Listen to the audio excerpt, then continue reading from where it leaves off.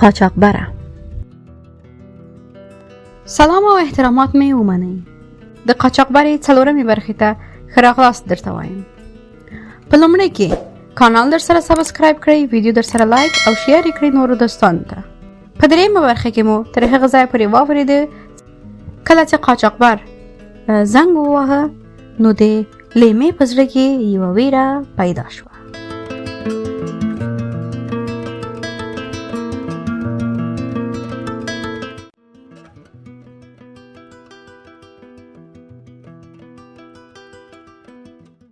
زما د خبرې په اورېدو مې پلار رډ رډ راته وکتل. راته یې وکړه لورې څه دې وویل؟ هسې پلاره. د تګ چمتووالی روان شو. بیکونه مو چمتو کړل. د څنګ یوه ټولګیواله ګاونډۍ مې راوغوښته.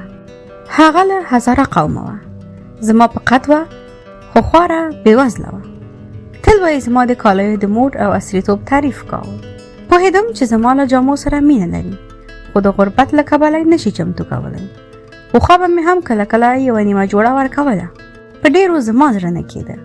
د پلار د مال سره یو ډول خیانت راته پرېښېده. اوس نو تقدیر هغې ته زما نیت بدل کړ.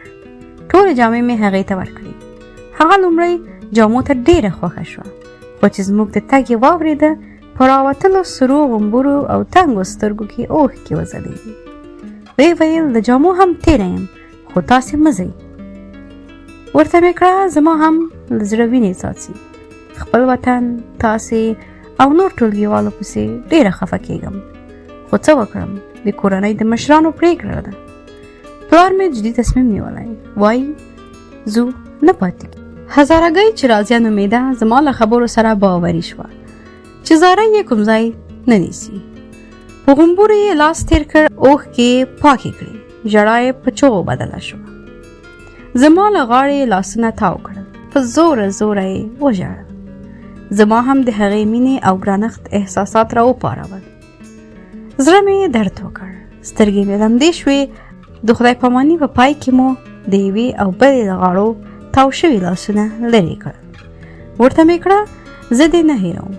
له تا او وطن سره مې ژمنه کوم که چیرې هم خدای اروپا ته په خیر ورسولو نو هلته درس وایم، لویه ډاکټره جوړیږم، بیرته راځم، راستنه کېږم، همدلته واده کوم او همدلته خدمت کوم. هغې زما د خدای پاماني لاس ټینګ او دواړو لاسو کې نیولی و. کله کله به یې سینې او شونډو ته هم یووړ. راته یې کړه دومره به هم خوشبخته شم چې بیا دې وګورم. که ژوند یاري وکوله حتما. راته یې کړه د بیا لیدو په هیله. نور یې مخ رانه واړاوه. څو قدمونه یې واخیستل. زما په جدایۍ کې د نورو اوښکو پټولو هڅه یې وکړه. له ډېرې پریشانۍ زما ورکړل شوي جامې هم ترې هېرې شوې. غږ مې پسې وکړ راز یې کالي دی. راتاو شوه. په مخ یې 20 ځایه اوښکو لارې کړې وې. کالي یې واخیستل او په پټه خوله زموږ له کوره ووته. ما ته هم جدایي د زړه د یوې برخې له جدا کېدو کم نه و. 2-3 بکسونه کې مو د ځان جامې ځای پر ځای کړې. ځان مو ماښام د کندهار هډې ته ورساوه. لوی 302 موټر ولاړ و. کلنډر یې ببر سر، سګرټ په لاس، خیرن واسکټ سره د موټر دروازې مخ ته مسافر ختلو ته هڅول. ویل یې یوازې 5 نفره پاتې دي، نور 302 ډک دی، دستي حرکت دی. موږ هم په قطار خپل پلار پسې ولاړو. د دروازې په لور مو حرکت وکړ. دننه په 302 کې کېناستو. موټر له نارینه او میرمنو او ماشومانو ډک و. هوا پکې ګرمه وه. د ننوتو سره مو غوږونه ګرم شول. په سیټو کې کېناستو. مور مې د ډاکټري په چاپریال کې روږدې وه. لوڅ مخ د ښیښې خوا کې کېناسته. زما عمر کم و خو لږ چاغه او ښېرازه وم. قد مې هم بې وخته د عمر په تناسب لږ لوړ ښکارېده. د سترګو له جنګېدو مې بد راتلل. ځکه خو مې چادري له کوره د راوتو پر مهال پر سر کړې وه. مور ته مې هم هغه مهال د چادري سپارښتنه وکړه. ورته مې ومې ویل مور اطرافي لور ته ځو، هلته مېرمنې مخ پټوي. د چا مخ چې لوڅ وي نو بس د نورو ننداره ګرځي. په زړه کې ګوړې ورته ماتوي. چې لوڅ مخ وګوري بس د آماده شوي ښکار په څېر سترګې ترې نه باسي. خو خو هغې په دې ځواب چوپ کړم چې چادري کې مې زړه تنګېږي، سر مې پکې ګرځي.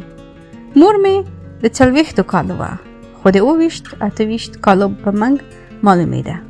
ډېره کمینه ښځه وه، ډېر پاک زړه یې لرل. تر ټولو لویه ځانګړتیا یې دا وه چې مثبت فکر یې درلوده. د هر چا په نیمګړتیا کې به یې د هغې ښېګڼې لټولې. موټر حرکت وکړ. موټر ته د ختو پر وخت کې مې مور او پلار په یوه سیټ کې ناسته، موږ یې شاته په بل سیټ کې کېناستو. مور ته مې وکتل، غټ غوښین سپین مخ نه یې تور ټیکری راتاو کړی. پر مخ یې د راولېدلو یو لړکج ویښتان لیکه پرته وه. خدای شته زړه مې پرې خوږ شو. هغې ته هم د وطن پرېښودل دا آسان کار نه و. خو بس زما د پلار حاس یې ډېر کاوه، څه یې نه وویل. خو په څهره کې د وطن د جدایي خفګان او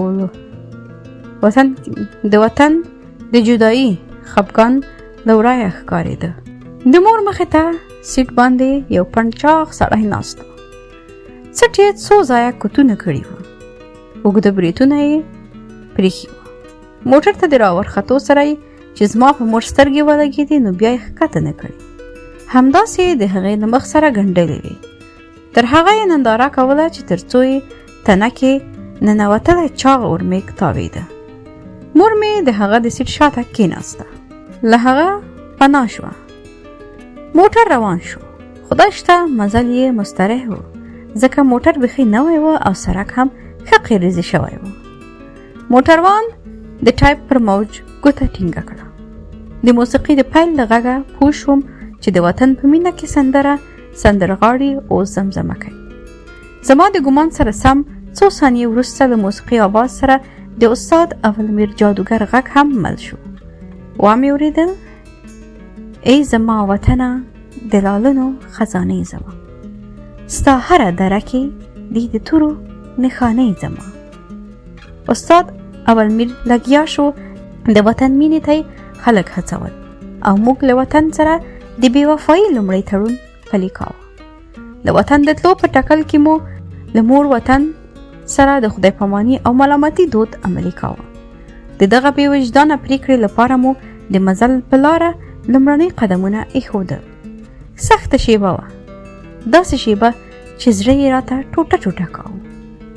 د موټر ښیښې نه بهر د رڼایي او تازه هوا راتلو لپاره وي، خو کله کله به زموږ د موټر ښیښو د هنداړې رول هم لوباوه، لکه اوبه چې د یو چا تصویر ښکاره کوي. د مور خوا کې ښیښې هم همدا کانه کوله.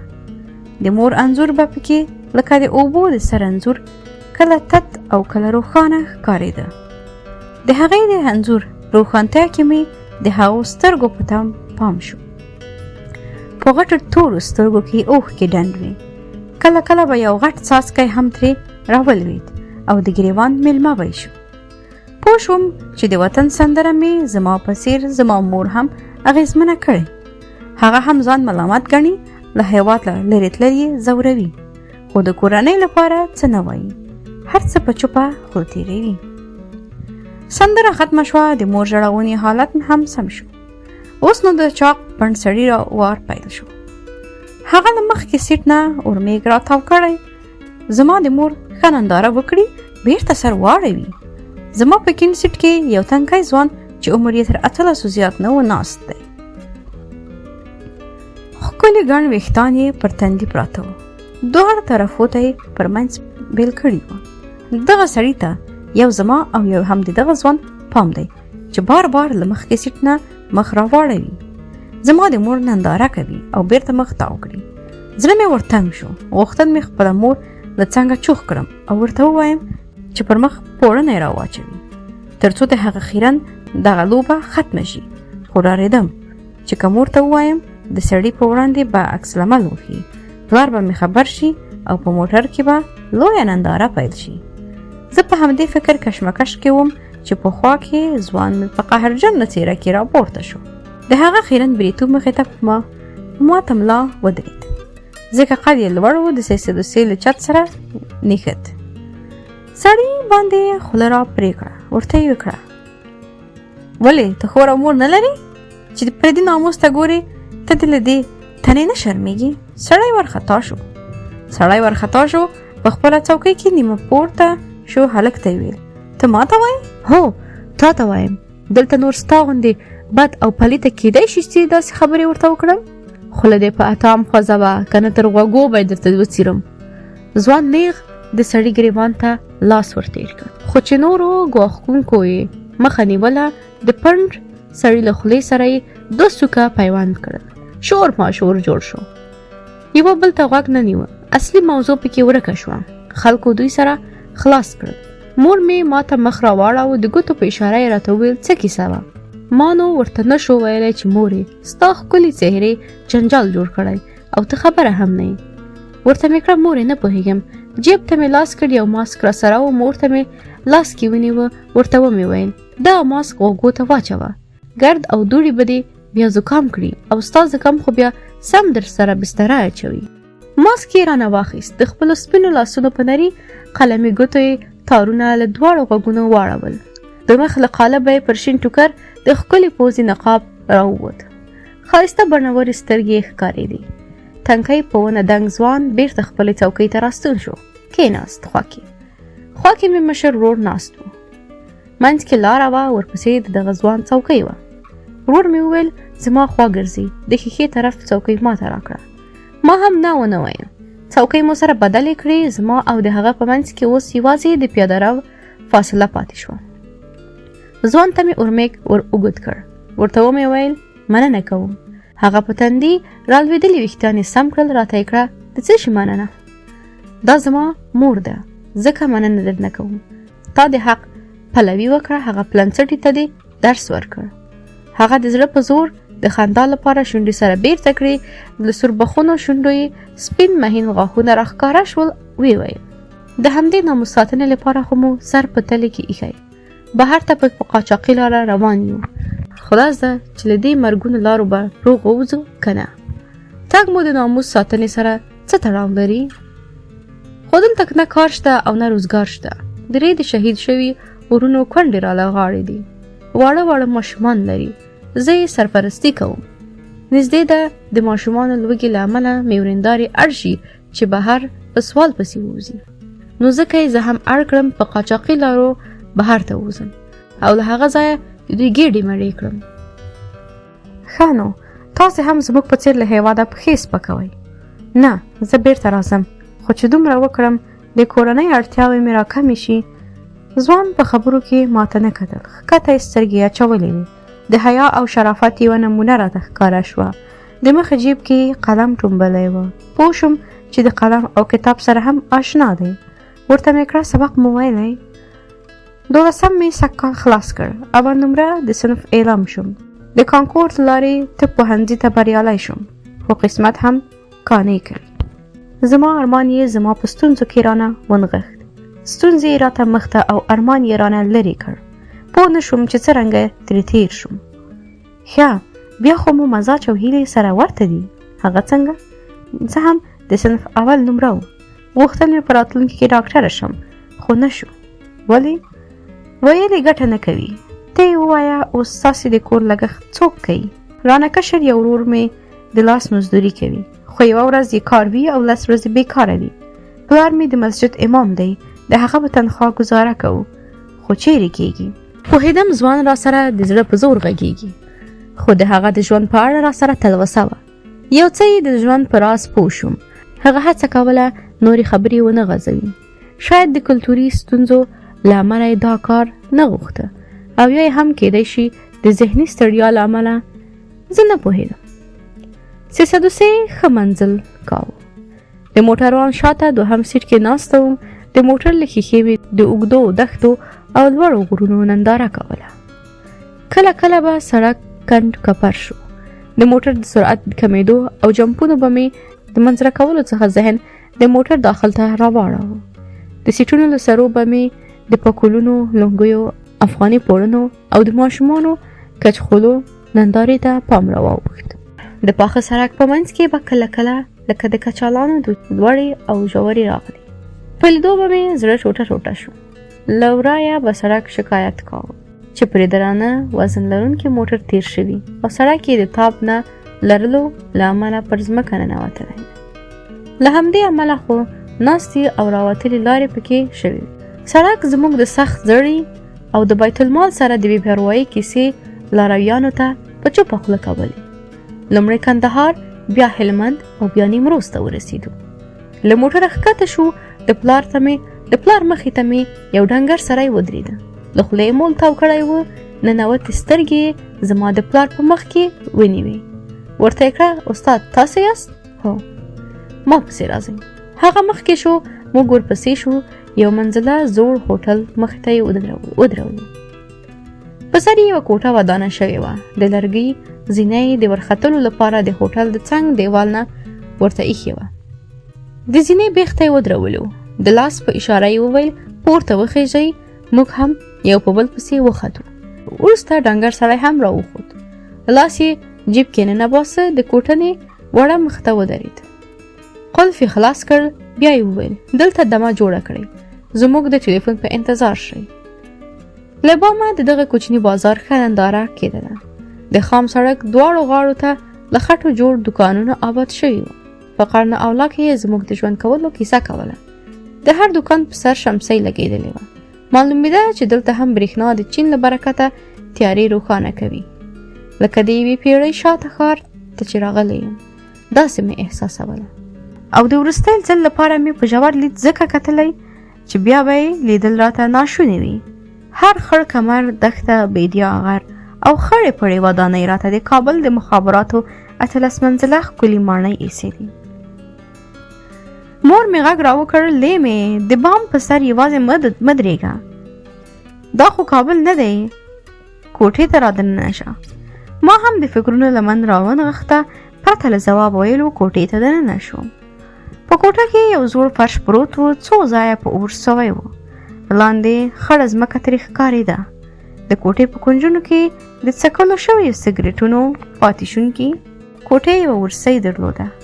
په منځ کې یو د اوبو ترموز چې خیرن ګیلاس یې په خوا کې ومې لیده. سخته تږې وم. د ترموز خوا کې ودرېدم. ګیلاس مې راواخیست، خو چې غوښتل مې د اوبو یې ډک کړم، منځ یې له خیرو ډک و. تک تور معلومېده. په ګیلاس کې د پاتې شویو اوبو په سر یو مړ مچ وزرې خپرې کړې وې. ګیلاس مې بیرته په خپل ځای کېښود. پلار مې دا ټوله ننداره کوله. یوه پوه شو چې لور یې د ګیلاس او ترموزه کرکه راغله. جیب ته یې لاس کړ. زرګون یې زما ورور ته ونیو. د بوتل اوبه او ټولو ته بسکټ راوړه. موږ لږ همدلته دمه جوړه کړه. تنده او لوږه مو کمه شوه. د پلار ټلیفون مې وشرنګېده. له شنه بټن ټینګولو وروسته ورته وویل شول چې تاسې ځانونه تیار کړئ، یو موټر درپسې درځي، تاسې بل ځای ته نقلوو. موږ هم له بکسونو سره راښکته شو، خو انتظار مو اوږد شو.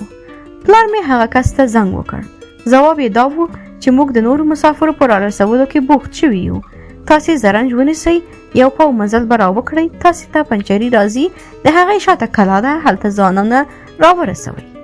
ستاسې تګ له هماغه ځایه پیلېږي. موږ زرنج ونیوه. په هغه لوري مو مزل پیل کړ. لنډه فاصله کې واړه دوه کلي مخته راغله. له هغو تیر شو. له یو پاو مزل وروسته پنچري باندې مو سترګې ولګېدې. شاته یې لویه کلا وه. وردننه شو. کلا له ګڼو کسانو ډکه وه. نږدې 200 تر 300 تنه پکې راټول شوي وو. د دوی په لیدو هم ډاډه شوم او هم وویرېدم. موظف کسان لګیا وو. دغه راټول شوي خلک یې ګڼل، چغې به یې وهلې، بد و رد به یې ویل. ناخوښه زیږ غږونه او بې کلتوره رفتار یې خفه کړم. ځینو خو به خوله اسمان ته ونیوله. د سګرټو به یې لوخړه پورته کړه. له ورایه معلومېدل چې د نشو لوګي د ستوني غږیز امواج ور خراب کړي دي. افغانان چې نږدې یې میرمنې وي په لوړه خبرې نه کوي، خو دوی د میرمنو پروا نه کوله. له انسانیت لري الفاظ به یې کارول. ورور مې وویل تر څو چې دوی نور کسان شماري او ډلې برابروي، زه به 2 رکعته لمونځ وکړم. بهر ووت. د ژر راتلو یې وویل.